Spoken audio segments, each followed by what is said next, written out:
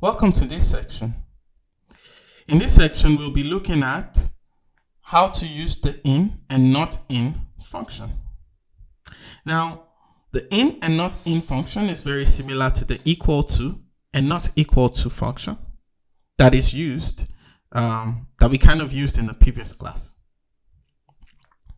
However, the method of usage and the flexibility of usage is quite different. So, I will give you an example. Assuming we were to select certain rows based on the location description, for instance.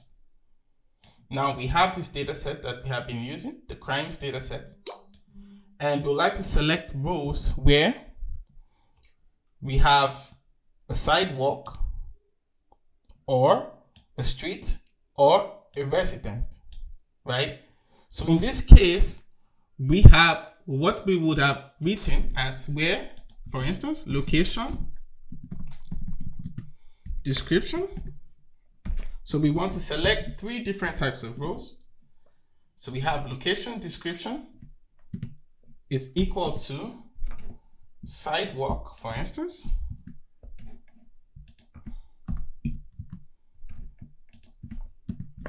Or location description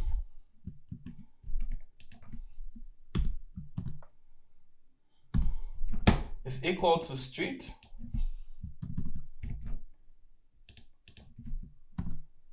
or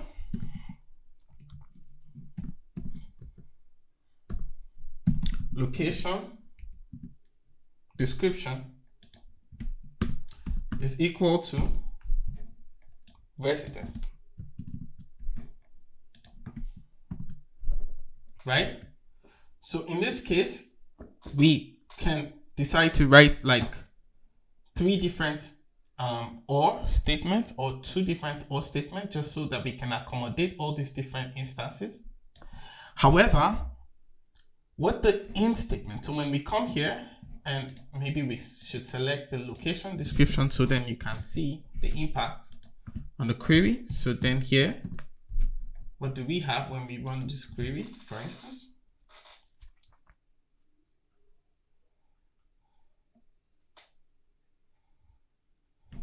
So here, what do we have is we have the location description, which basically could select rows that are resident or street, or, the last case is the sidewalk. Maybe it takes a while and then we see the sidewalk, right? So basically it's selecting, rows based on this location description, and it's selecting three different instances in this data set. Now, the location, and so this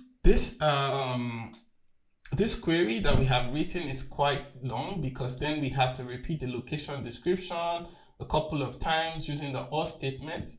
And we're selecting from just one field. So the in statement allows us to write this in a much more efficient way. So what do we do if we were to write this with an in statement? So to write this with an in statement, what we just basically do is we say in, and then we open a bracket and then include all the different variations that we would like to see.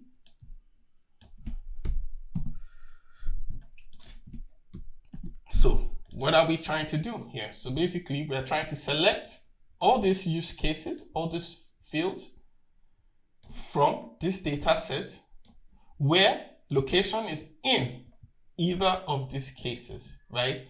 So if we run this, it will look for rows where the location is either sidewalk or street or resident. So if we were to run this query, we will get exactly what we have here.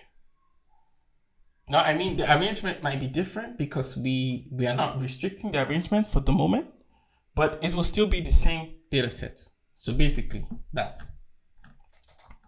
And that's where you have the in function. Now, we have the in function, and we can use the in function in different ways. Especially we use the in function especially with string characters. So if we want to see different string characters and different ways, I mean, we could also use it with integers as well. So like in the case of the year, for instance, we could basically take this away now and say year, where year is in 2015, for instance, and 2016. So we want to see cases where year is either 2016 or 2015. So we wouldn't have to write year and twice and basically have the or like that. And so basically when we run this query now, we basically now see that we have the data set with 2015 and 2016. So this is the data set of 2015 and 2016. So this is a very good way to select multiple multiple conditions in the same field without necessarily writing a very long query.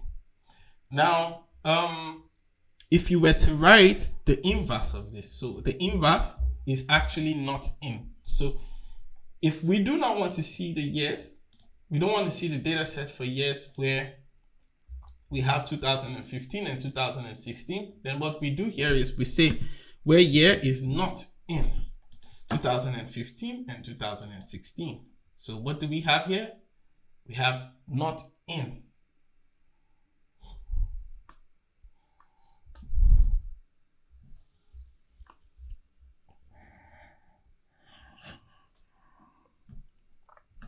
So here, what we have here at the end of the day is we have years that is not 2015 and years that is not 2016.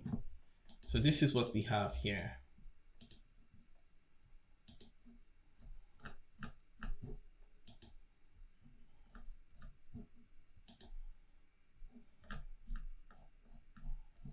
So, I mean, this is the application of the not in statement. So basically we have, applied it with the where statement. And I mean, we could also combine it with, even the and statement and then include the previous case, for instance. So where we can now say that we're writing a query that is selecting, sorry, just a moment. So we have a query that is selecting